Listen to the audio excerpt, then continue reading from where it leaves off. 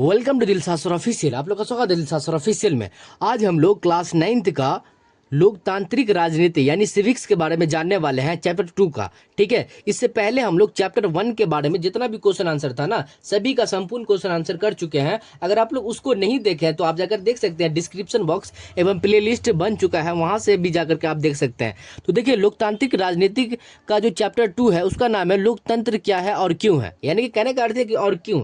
ये question important है। देखिए, ये जो चैप्टर है ना सिविक्स का, चैप्टर नंबर 2 क्लास 9th का जो है ना लोकतांत्रिक राजनीति जो है, उसमें चैप्टर नंबर 2 का नाम क्या है, लोकतंत्र क्या है और क्यों है, ये इंपॉर्टेंट है। तो सबसे पहले हम लोग लोकतंत्र के बारे में जानते हैं। तो लोकतंत्र एक ऐसी शासन प्रणाली है जिसमें जनता जो है ना अपने प्रतिनिधि को चुनते हैं और उनसे शासन चलवाते हैं। तो ऐसे शासन व्यवस्था को हम लोकतांत्रिक शासन व्यवस्था कहते हैं। ठीक है, अगर हम इसको आम भाषा में बोल सकते हैं कि लोकतंत्र जनता के द्वारा जो शासन चलाया जाता है ना, उसको हम लोकतंत्र बोलेंगे। ठीक है, तो सबसे पहले इस चैप्टर का हम लोग ऑब्जेक्टिव टाइप क्वेश्चन, लघु उत्तरीय जो भी क्वेश्चन है ना, सभी के बारे में आंसर हम जानने वाले हैं। ठीक है, तो सबसे पहले हम लोग जान लेते हैं वस्तुनिष्ठ प्रश्न यानी अभ्यास प्रश्न के बारे में। ठीक है, तो देखिए, अभ्यास यानी प्रश्नावली। अभ्यास में पहला क्वेश्चन है कि इनमें से कौन सा लोकतंत्र के लिए आवश्यक नहीं है। कहने का अर्थ यह है ना कि इनमें से कौन सा तत्व है, यानी कि कौन सा ये है जो इस लोकतंत्र के लिए आवश्यक नहीं है। तो न्यायालय पर किसी व्यक्ति का नियंत्रण हो, ये आवश्यक नहीं है। ठीक है, उसके बाद दूसरा क्वेश्चन देखिए, इंपॉर्टेंट क्वेश्चन है ये। ठीक है, कि आज दुनिया में सबसे बेहतर शासन किसे माना जाता है। तो लोकतांत्रिक शासन व्यवस्था को सबसे बेहतरीन शासन व्यवस्था मानी जाती है, क्योंकि इसमें जो है ना जनता खुद चुनता है अपने प्रतिनिधि को। ठीक है, अब देखिए तीसरा नंबर क्वेश्चन, ये भी इंपॉर्टेंट क्वेश्चन है। देखिए, लोकतांत्रिक एवं गैर लोकतांत्रिक शासन व्यवस्था में अंतर किस आधार पर किया जाता है। ठीक है, तो इसका आंसर देखिए ऑप्शन नंबर घ हो जाएगा। इसका आंसर सरकार के निर्णय की प्रक्रिया के आधार पर ये जो है ना लोकतांत्रिक और गैर लोकतांत्रिक व्यवस्था में अंतर स्पष्ट किया जा सकता है। इसके आधार पर हम सरकार के निर्णय की प्रक्रिया के आधार पर। ठीक है, तो इस तरह से हम लोग इसका 3 तक जान लिया। अब हम लोग 4th का जानेंगे। देख 4th में देखिए, लोकतंत्र में शासन कौन करते हैं। तो देखिए, लोकतंत्र में हम अभी आपको बता दिए, शुरुआत में ही बताया है कि लोकतंत्र एक ऐसी शासन व्यवस्था है जिसमें जनता यानी कि जो लोगों के द्वारा जो शासन चलाया जाता है ना, उसी को हम लोकतंत्र बोलते हैं। ये इंपॉर्टेंट क्वेश्चन है, वीवीआई क्वेश्चन है। ठीक है, 5वां क्वेश्चन है कि सैनिक शासन में शासन की जिम्मेदारी किसे हाथ में दिया जाता है। तो सैनिक शासन में सेना के या फौज के हाथ में रहता है। जाहिर सी बात है, यहाँ पे नाम से स्पष्ट है, सैनिक शासन यानी कि सेना या फौज के हाथ में जो जिम्मेदारी रहता है ना, उसी को सैनिक शासन बोलेंगे। ठीक है, उसके बाद छठा नंबर क्वेश्चन है, छठा नंबर क्वेश्चन कि वर्ष 2005 में बिहार विधानसभा के चुनाव में अनीता भी अपने माता पिता के साथ वोट देने गई थी, लेकिन अनीता को वोट देने से रोक दिया गया था। कहा गया कि उसकी उम्र अभी वोट देने का नहीं है। आप हमें बताइए कि भारत में वोट देने की न्यूनतम उम्र सीमा कितनी है। तो 18 वर्ष। कितना है? 18 वर्ष। आपका अगर 18 वर्ष हो गया तो आप वोटर लिस्ट में नाम जुड़ाइए और वोट दे सकते हैं। ठीक है, उसके बाद 7वां नंबर क्वेश्चन देखिए। यहाँ पे कह रहा है, इंपॉर्टेंट क्वेश्चन है ये भी। ठीक है,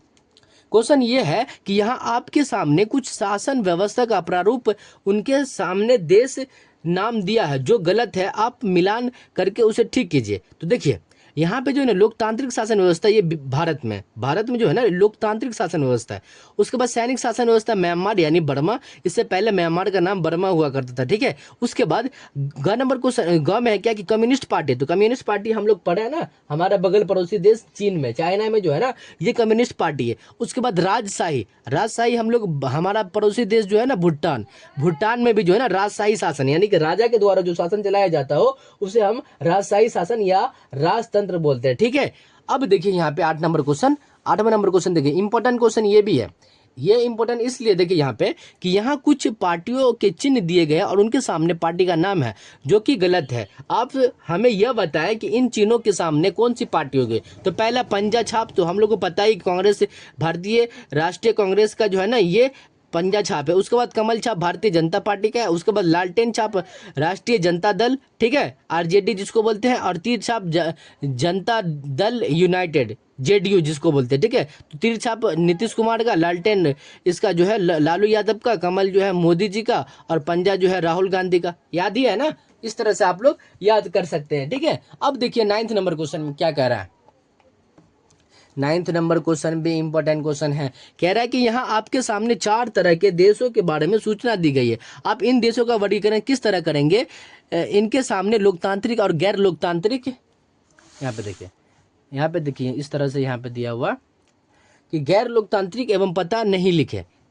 तो देखिए देश का जहां शासन लोग अपने प्रतिनिधि के माध्यम से करते हैं, ठीक है, जहां शासन लोग अपने प्रतिनिधित्व के माध्यम से करते हैं, शासन में फैसला लेने का शक्ति केवल सेना को होता है, ठीक है। तो ये कौन सा शासन, तो वो सैनिक शासन, सैनिक शासन में जो है ना सेना को ही मतलब फैसला लेने का शक्ति होता है, जहां पुरुषों के मत का महत्व महिला से अधिक माना जाता है, ठीक है, और जहां वोट देने का अधिकार सभी लोगों को नहीं होता। इसका आंसर जो है ना आपको स्क्रीन पर नजर आ रहा होगा, चाहे तो आप इसका स्क्रीनशॉट भी लिख सकते हैं, नोटबुक फेयर में लिख सकते हैं, ठीक है। अब देखिए यहाँ पे 10 नंबर क्वेश्चन, यहाँ भी 4 अन्य देश के बारे में सूचना दी गई है। इन सूचना के आधार पर इन देशों को क्या कर रहा है कि इन देशों का वर्गीकरण किस तरह करेंगे कि यहाँ भी इनके आगे लोकतांत्रिक और गैर लोकतांत्रिक का पता नहीं लिखे। तो ठीक है, अब देखिए यहाँ पे कि चुनाव, पहला क्या है कि चुनाव में एक ही दल में उम्मीदवार खड़े रहे, नहीं ये तो गलत है। स्वतंत्र चुनाव आयोग नहीं है, बिल्कुल। ये धर्म के आधार पर मत देने का अधिकार, ये बिल्कुल गलत होना चाहिए, ये तो लोकतंत्र के लिए खिलाफ है। मत देने में बुजुर्गों का रोका गया, नहीं ये भी बिल्कुल गलत है। तो देखिए इसका आंसर जो है ना आपको स्क्रीन में नजर आ रहा होगा, चाहे तो आप इसका स्क्रीनशॉट भी ले सकते हैं, नोटबुक फेयर में लिख सकते हैं, ठीक है। अब देखिए 11 नंबर क्वेश्चन, ये भी इंपॉर्टेंट क्वेश्चन है कि नीचे लोकतंत्र के बारे में कुछ गलत वाक्य दिया है, हर एक में से कोई गलती को पहचाने और इस अध्याय के आधार पर उसे ठीक करे। तो आपको जो है ना यहाँ पे पहला है कि लोकतांत्रिक शासन में सभी लोगों को भागीदारी न हो सकता है क्योंकि सभी व्यक्ति समान नहीं होते हैं, ठीक है, नहीं होते हैं। उसके बाद दूसरा है लोकतांत्रिक शासन में फैसला लिया जाता है कि उस लोग का सहज स्वीकार कर लिया जाए, कर लेते हैं, ठीक है। जिन देशों में चुनाव होता है, अगला है कि जिन देशों में चुनाव होता है वहां माना जाता है कि लोकतांत्रिक शासन व्यवस्था है, बिल्कुल। ये मतलब जिन देशों में चुनाव होता है वो जरूरी नहीं है कि राजतंत्र में भी चुनाव होता है, राजा जबरदस्ती शासन करवाता है कि नहीं, चुनाव करवाता है, ठीक है। अब देखिए यहाँ पे यह कोई आवश्यक नहीं है कि लोकतंत्र स्वतंत्र न्यायपालिका हो। देखिए इसका आंसर जो है ना आपको स्क्रीन पे नजर आ रहा होगा, और ये क्वेश्चन इंपॉर्टेंट है और अच्छा क्वेश्चन है, ठीक है। अब देखिए लास्ट क्वेश्चन है कि नीचे कुछ वक्त दिए गए हैं, इनमें से किस लोकतंत्र के खिलाफ मानते हैं और क्यों। तो इसका आंसर जो है ना आप लोग को स्क्रीन पर नजर आ रहा होगा। देखिए यहाँ पे लोकतंत्र के सभी लोग वोट मूल्य बराबर होता है, बिल्कुल, इसमें सभी लोगों का वोट का मूल्य बराबर होता है। और यहाँ देखिए लोकतांत्रिक सरकार लोगों का कल्याण के लिए कार्य करती है, ये भी इंपॉर्टेंट है, ठीक है। अब यहाँ पे लोकतांत्रिक सरकार ज्यादा मनमानी करती है, जी ये नहीं होना चाहिए। लोकतंत्र में ऐसा नहीं होना चाहिए कि लोकतंत्र का जो है ना जो राजा या शासन चलाता हो वो ज्यादा मनमानी करे। अब चौथा है कि लोकतांत्रिक देश में सरकार लोगों के प्रति उत्तरदायित्व होती है, ये होना चाहिए। उसके बाद देखिए इसका आंसर जो है ना आपको स्क्रीन पर नजर आ रहा होगा। अब यहाँ पे देखिए नीचे कुछ कथन दिए गए हैं, इनमें से कुछ लोकतांत्रिक और गैर लोकतांत्रिक है। आप बताइए कि यह कथन लोकतांत्रिक एवं गैर लोकतांत्रिक क्यों है। तो इसका आंसर जो है ना आपको स्क्रीन पर हम दे देते हैं, आप इसका आंसर आप लोग खुद से लिख लीजिएगा, ठीक है, अपने नोटबुक फेयर में लिख लीजिएगा। 14 नंबर क्वेश्चन देखिए, यहाँ पे भी ये क्वेश्चन सब थोड़ा सा लंबा है और ये क्वेश्चन थोड़ा सा समझने वाला है, ठीक है।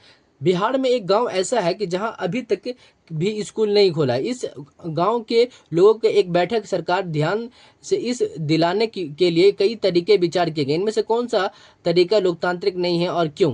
तो इनमें से जो है ना कौन सा, इसमें से देखिए 4 ऑप्शन है, इसमें से कौन सा लोकतांत्रिक तरीका नहीं है। तो इसका आंसर जो है ना आपको स्क्रीन पर नजर आ रहा होगा, चाहे तो आप इसका स्क्रीनशॉट में लिख सकते हो, नोटबुक फेयर में लिख सकते हैं, ठीक है। अब देखिए यहाँ पे लास्ट क्वेश्चन, इनमें से किस कथन को आप लोकतांत्रिक समझते हैं और क्यों। तो इनमें से कौन सा कथन जो है ना आप लोकतांत्रिक समझते हैं, तो इसका आंसर भी आपको स्क्रीन पर नजर आ रहा होगा। इस तरह से हम लोग चैप्टर 2 भी कंप्लीट कर लिए और क्वेश्चन आंसर जितना भी था ना चैप्टर 2 में सभी को कंप्लीट कर लिए। तो मुझे उम्मीद है कि आप लोग ये वीडियो अच्छा लगा हो, और अच्छा लगा तो जरूर लाइक कीजिएगा और चैनल पर ना तो चैनल को जरूर सब्सक्राइब कर लीजिएगा। मिलते हैं नेक्स्ट वीडियो, तब तक के लिए जय हिंद जय भारत।